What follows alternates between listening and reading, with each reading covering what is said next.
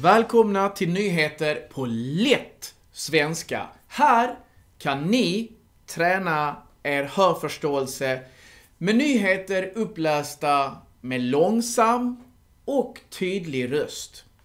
Dessutom har ni bilder till varje nyhet som ökar förståelsen. Ni får en ordlista där jag förklarar de svåraste orden på lätt svenska. Och dessutom har ni 2 frågor till varje nyhet som ni kan svara på och träna hörförståelsen. Och svaren på frågorna hittar ni under filmen i filmbeskrivningen. Glöm inte att sätta på undertexter på svenska eller ert hemspråk om ni behöver det. Skriv om det saknas undertexter kanske just på ditt hemspråk, så skriv en kommentar så fixar jag det. Dagens första nyhet, och egentligen våra 2 nyheter, handlar om jobb på ett eller annat sätt. Och vår första nyhet har rubriken Arbetsförmedlingen får hård kritik. Och om man får kritik och hård kritik, då betyder det att många säger att arbetsförmedlingen fungerar dåligt. Men först tittar vi på ordlistan. Justitieombudsmannen. Wow! Långt ord. Det förkortas JO. Det är en myndighet som kontrollerar att andra myndigheter följer lagen. Prioritera, det är ett verb. Det betyder att man måste välja att fokusera på det som är viktigast först. Samma som ni måste prioritera vad som är viktigt i era liv. Jobb, familj, studier eller något annat. En undersökning, det är när någon samlar in fakta och information för att förstå ett problem bättre och få statistik. Arbetslös, det är en person som inte har något jobb. En resurs eller många resurser, det är det som behövs för att göra något. Här i nyheten är det till exempel att de behöver mer pengar, mer personal eller mer tid. Då säger man att de behöver mer resurser. Här kommer första nyheten. En ny undersökning visar att nästan hälften av alla som försöker ringa till Arbetsförmedlingen inte får något svar. Undersökningen gjordes mellan november 2023 och november 2024. Av alla samtal till myndigheten kopplades nästan hälften bort utan att komma fram och få prata med någon. För de som lyckades nå fram var väntetiden ofta mycket lång. I genomsnitt fick man vänta i ungefär 30 minuter innan de fick prata med någon.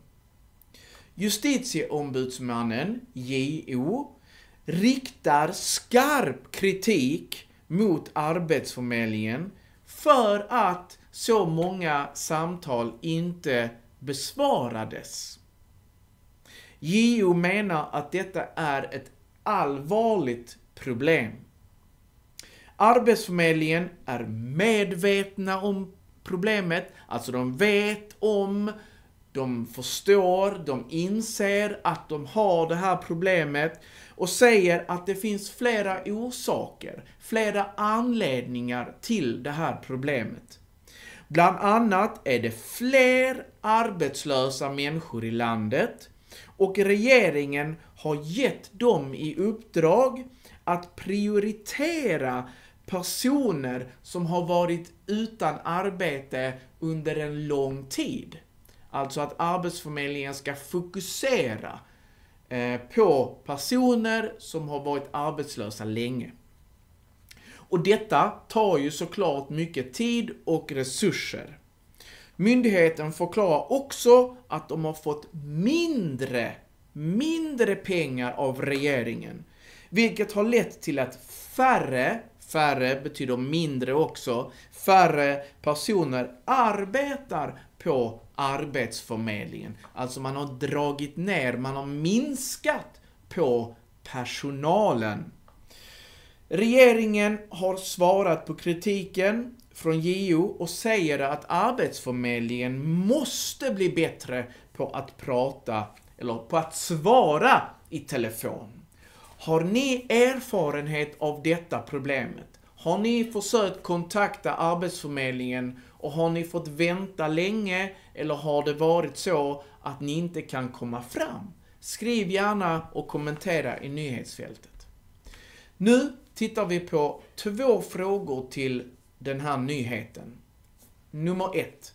Hur lång tid får människor vänta i genomsnitt, cirka, ungefär, när de ringer Arbetsförmedlingen? 2.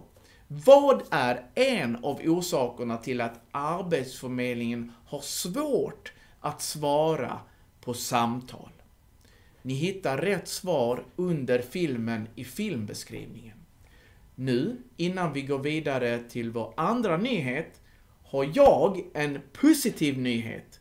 Och den handlar om att jag äntligen är klar med min studieplanerare som jag har jobbat med i många månader. Det är en studieplanerare för alla som studerar svenska som andraspråk. Den har de viktigaste grammatikreglerna plus övningar till grammatiken som ni kan skriva och rätta själva med facit. Där finns mina bästa studietekniktips. Där finns 21 skrivuppgifter som ni kan träna på. Plus en massa textmallar och exempeltexter till de vanligaste texterna man ska träna och kunna på SFI.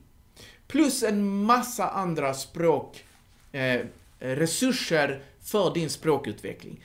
Klicka på det lilla kortet här uppe så kommer ni till min webbshop och där kan ni köpa och ladda ner studieplaneraren som ett PDF-dokument och ni kan öppna det i datorn eller mobiltelefonen och ni kan skriva ut om ni har en skrivare hemma. Mycket bra tips. Nu går vi vidare till dagens andra nyhet och rubriken är att många vill arbeta färre timmar. Kommer ni ihåg vad betyder färre? Det är motsatsen till fler. Fler timmar, de vill arbeta 50 timmar i veckan. Färre timmar, de kanske vill arbeta 20 timmar i veckan. Ordlistan, om vi tittar på heltid, att arbeta heltid, det är när en person jobbar 100%, man jobbar ungefär 40 timmar i veckan. Undersökning, det är samma som tidigare, man samlar in information. Diskutera, det betyder att prata om olika åsikter eller olika förslag. Man diskuterar, man har en dialog. Arbetstiden, det är den tiden som personen jobbar på en dag eller på en vecka.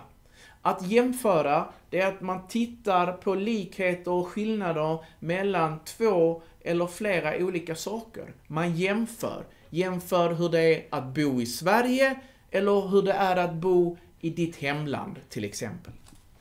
Okej, då läser jag nyheten många vill arbeta färre timmar. I Sverige arbetar de flesta som har ett heltidsjobb ungefär 40 timmar i veckan. Men en ny undersökning visar att många människor vill arbeta mindre. färre timmar. Över 500 000 människor önskar att de kunde jobba ungefär 33 timmar per vecka istället för 40 timmar per vecka. Samtidigt finns det många som också vill jobba mer. Det gäller framförallt personer som inte arbetar heltid. De önskar att de kunde jobba mer. Flera politiska partier som Socialdemokraterna och Miljöpartiet och Vänsterpartiet har börjat att diskutera förslag om att minska antalet arbetstimmar.